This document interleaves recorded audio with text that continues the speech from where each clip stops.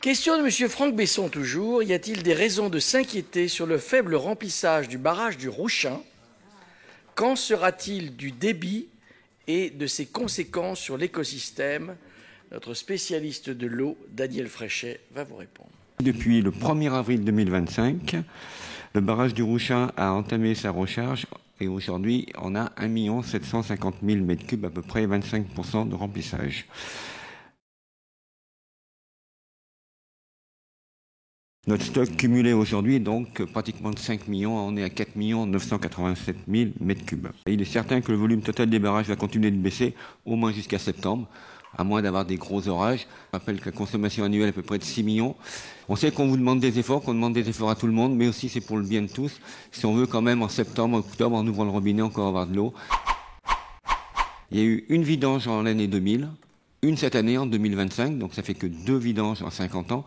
Je rappelle quand même que normalement il devrait y avoir une vidange tous les 10 ans. Donc voilà, on sait que tous les 25 ans on aura ce problème-là. Alors je ne vous dis pas en 2050 ce que ça va être, hein, vu les prévisions qu'on nous prédit. Mais bon, 5 jours suffisent à peine. La dérogation au débit de restitution des barrages est calée sur le début minimum, hein, donc je vous l'ai dit, 125 litres secondes. Nécessaire à la biodiversité du cours d'eau du Renaison.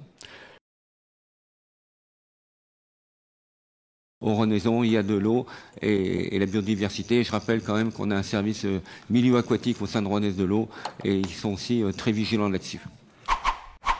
C'est vrai que je rappelle aussi qu'avant il y avait une dégressivité des prix sur le Rouennais. Aujourd'hui, elle n'existe plus. Hein. Il n'y a plus de dégressivité, c'est fini.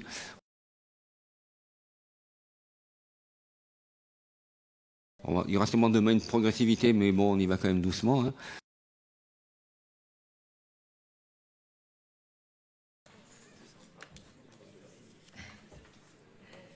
Stop.